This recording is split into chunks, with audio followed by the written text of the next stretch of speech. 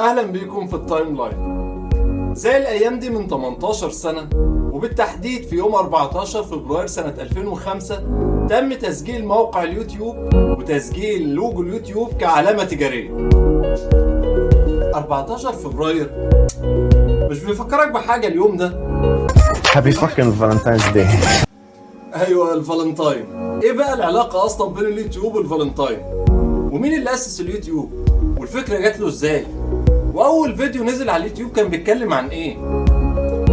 اهدى انت بس كده وجهز نفسك لرحلة فيها ذكريات واجابات، بس بعد البرومو.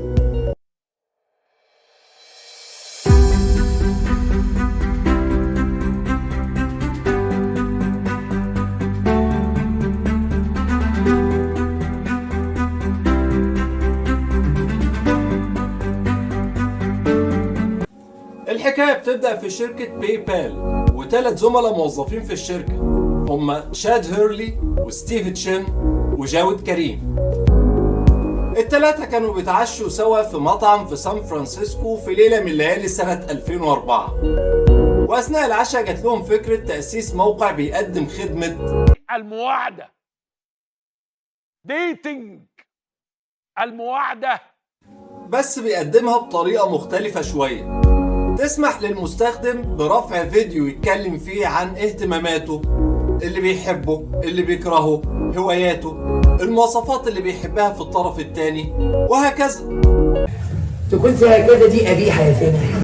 وبالفعل سجلوا الموقع في يوم الفالنتاين سنة 2005، وكانت فكرة ذكية انهم يسجلوا موقع بيقدم خدمة مواعدة في يوم الفالنتاين، وسموا الموقع ده يوتيوب. طب اشمعنى الاسم ده؟ وجا في دماغهم ازاي يعني؟ بص يا صاحبي، لان ده موقع انت بترفع فيه فيديو بتتكلم فيه عنك بنفسك، وتيوب كلمة انجليزية كانت بتستخدم زمان في امريكا للدلالة على التلفزيون.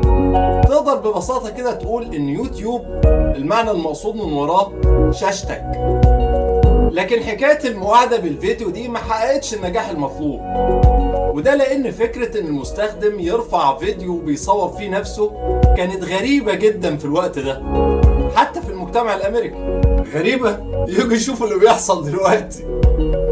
وده يا صاحبي يعطيك فكرة عن السرعة اللي ممكن يتحول بيها الغريب لمعتاد والمرفوض لمقبول. ما علينا من الحكاية دي.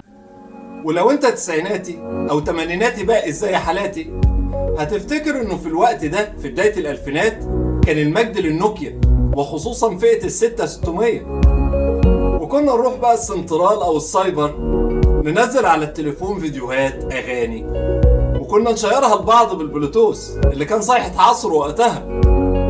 في نفس الفترة دي وتحديدا في سنة 2004 وفي السوبر بول اللي هو الحدث الرئيسي السنوي لكرة القدم الأمريكية، كانت المطربة جانيت جاكسون والمطرب جاستن تيمبرليك بيغنوا للجمهور في الملعب في فترات الراحة، وحصل حادث كده وهم بيغنوا، يعني حاجة من هدوم جانيت جاكسون نزلت وبينت حاجة من باقي الحاجات.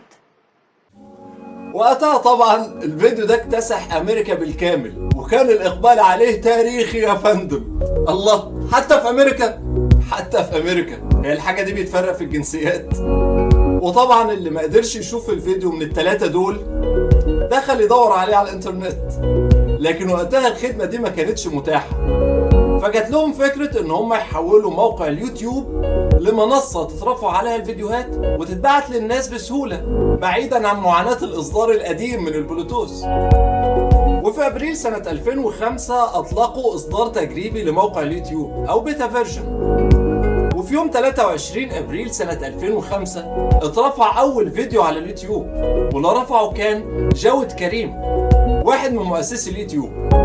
الفيديو ده كانت مدته حوالي 18 ثانية، وكان نازل بعنوان مي ات ذا زو، وصوره جاود كريم لنفسه في حديقة حيوان سان دييغو. يعني نقدر نقول ان جاود كريم هو اول يوتيوبر في التاريخ. وفي خلال اسابيع اليوتيوب بقى مصدر للبحث عن الفيديوهات، وبقى اسهل وسيلة لمشاركتها. وفي سبتمبر 2005 اليوتيوب كان على موعد مع اول فيديو يحقق 1,000,000 مشاهدة، والفيديو ده كان اعلان لشركة نايكي عن الحذاء الذهبي اللي صمموه خصيصا للساحر البرازيلي رونالدينيو بمناسبة تتويجه بالكرة الذهبية. في الوقت ده كانت شركة جوجل اطلقت خدمة جوجل فيديوز من سنة تقريبا، لكنها ما حققتش النجاح المطلوب في نفس الوقت اللي كان اليوتيوب فيه بيحقق نجاح كبير جدا وبسرعة جنونية. بالتالي في اكتوبر 2006 جوجل اعلنت استحواذها على اليوتيوب في صفقة وصلت $1.650 مليون. ومن اللحظة دي بقى كل اللي فات حمادة وكل اللي جاي حمادة تاني خالص. في مايو 2007 جوجل اطلقت برنامج شركاء اليوتيوب، وده اللي فتح باب لاختراع او استحداث مهنة جديدة وهي مهنة اليوتيوبر. في يونيو 2007 بدأ يوتيوب يدعم لغات تانية غير اللغة الإنجليزية. وفي أغسطس 2007 بدأت جوجل تعرض إعلانات أثناء عرض الفيديوهات على اليوتيوب لأول مرة. وفي مارس 2010 تم إدخال خاصية اللايك لأول مرة. وبمناسبة الموضوع ده بقى اعمل لايك لو عجبك الفيديو، شيره لأصحابك واشترك في القناة. مش محتاجة حاجة يعني. في ديسمبر 2010 ومع بداية ثورات الربيع العربي، اليوتيوب كان بمثابة الإعلام البديل لثورات الربيع العربي، وده اللي ساهم في انتشار اليوتيوب في العالم العربي بشكل كبير وفتح باب أكبر لنجاح اليوتيوبرز العرب. عقبالنا على ايديكم كده إن شاء الله. في يونيو 2012 جوجل بتعلن دمج جوجل فيديوز مع يوتيوب تحت اسم يوتيوب، وبكده ينتهي جوجل فيديوز تماما. في ديسمبر 2012 ظهر أول فيديو يحقق 1,000,000,000 مشاهدة على اليوتيوب، وأغنية 오빤 강남스타일.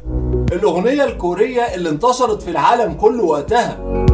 وفي يناير 2016 ظهر أسرع فيديو يحقق 1,000,000,000 مشاهدة، وأغنية أديل واللي حققت 1,000,000,000 مشاهدة في 88 يوم، وده ريكورد لسه صامد على فكرة. وعلى ذكر الريكوردز، في 2017 نزلت الأغنية اللي حققت ريكورد 8 مليار مشاهدة، أغنية للمطربين لويس فونسي ودادي يانكي من بورتوريكو. لكن الأغنية اللي كسرت الريكورد ده عمرها ما هتخطر على بالك. وقف الفيديو شوية كده وحاول تتوقع الأغنية أو المطرب على الأقل. توقعت خلاص؟ الأغنية دي محققة لحد النهاردة أكتر من 12 مليار مشاهدة، أغنية وده الريكورد بتاع الأعلى مشاهدات على الإطلاق.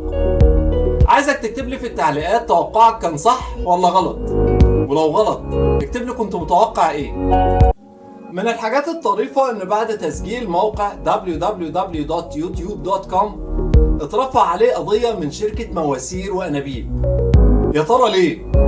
لأن الشركة اللي اسمها يونيفرسال تيوب اند رول فورم موقعها كان اسمه www.youtube.com، والواضح كده ان الشركة دي خسرت القضية لأن موقعهم دلوقتي بقى اسمه www.youtubeonline.com.